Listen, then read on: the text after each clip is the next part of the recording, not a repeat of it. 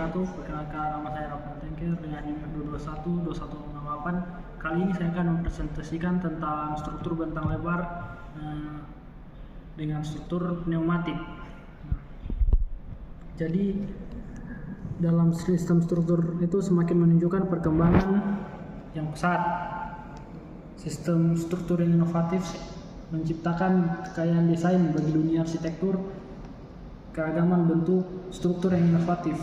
Struktur tidak hanya pada satu sisi oleh bentuknya saja, tetapi juga keragaman sistem bekerjanya. Nah, salah satu struktur yang unik dicermati adalah sistem pneumatik. Sistem struktur ini memanfaatkan gaya tarik, namun berusaha menentang hukum alam dari bentuk struktur yang memanfaatkan gaya tarik. Pneumatik ingin membentuk suatu bentuk dasar berupa garis lengkung yang membuka ke bawah, berbeda dengan bentuk lengkung yang umumnya membuka ke atas. Hal ini dicapai dengan menciptakan semacam shell yang ditiup, sehingga tekanan udara di dalam menegang membentuk garis lengkung ke bawah. Meskipun memiliki beberapa kelemahan seperti kebocoran udara, pengembangan struktur pneumatik itu dilakukan untuk meningkatkan kemampuan menahan beban yang baik secara langsung maupun tidak langsung. Perkembangan desain dari struktur pneumatik dapat dikatakan sangat cepat, menarik untuk dicermati dan diambil sebagai sumber inovasi di bidang arsitektur. Nah, struktur pneumatik adalah sebuah sistem struktur yang memiliki bentuk unik. Sistem struktur ini dapat dikembangkan pada bentuk, fungsi, ataupun bentang dan ketinggiannya. Pengembangan desain struktur pneumatik ini dapat dilihat pada gambar di samping ini. Perkembangan desain bentuk semakin inovatif, demikian pula dari sisi fungsi. Hal yang menarik untuk dicermati adalah penggunaan pneumatik untuk bangunan multistorey. Pneumatik dirancang untuk mampu menahan beban baik sebagai dinding pemikul maupun sebagai bidang penggantung yang menerima beban tarikan yang sangat berat. Nah, ini adalah salah satu studi kasus mengenai struktur bentang lebar pneumatik, yaitu Tokyo Dome, stadion bola beratap pertama di Jepang.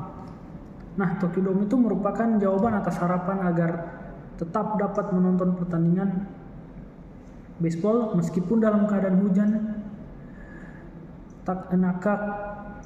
Korporasi berperan penting untuk merealisasikan telur besar sebagai bangunan bentang lebar struktur membran atau pneumatik yang pertama kali dibangun di Jepang, pneumatik Tokyo Dome.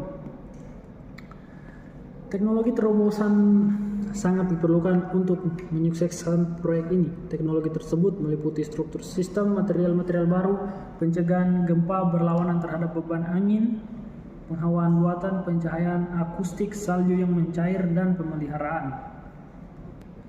Terdapat dua tipe struktur membran, yaitu yang pertama dukungan udara tipe membran yang dibentuk membengkak atau menggelembung dengan meningkatkan tekanan udara di dalam ruangan lebih 0,3% terhadap tekanan udara di luar ruang. Nah, terus yang kedua itu ada jenis membran suspensi, di mana pengambilan atau penegangan dimasukkan ke dalam membran yang prinsipnya menyerupai payung. Nah, berikut ini adalah detail struktur dari membran.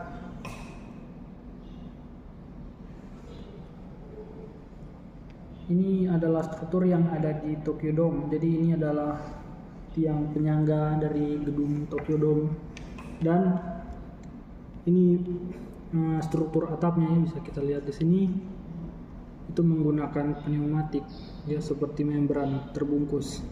Nah, kemudian ini adalah layout dari gedung bangunan Tokyo Dome. Terus selanjutnya ini ada potongan dari gedung bangunan Tokyo Dome, bisa kita lihat di zoom satu-satu. Nah, ya, jadi begitulah penampakan dari gedung Tokyo Dome itu sendiri.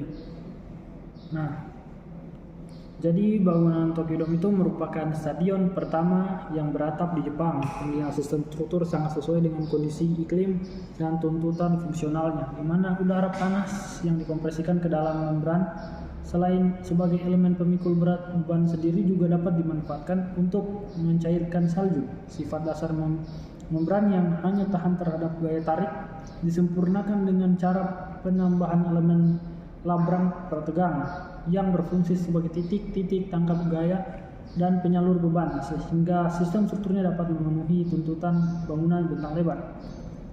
Ketepatan pemilihan sistem struktur dan penggunaan material yang sesuai adalah hal yang paling esensial dalam desain suatu bangunan. Dan bangunan Tokyo Dome sebagai bangunan bentang lebar yang berfungsi untuk mewadahi kegiatan olahraga baseball dapat terakomodir dengan baik dan secara struktural. Nah, demikianlah penjelasan saya mengenai struktur bentang lebar pneumatik sekaligus beserta studi kasusnya tentang bangunan Tokyo Dome. Sekian dan terima kasih.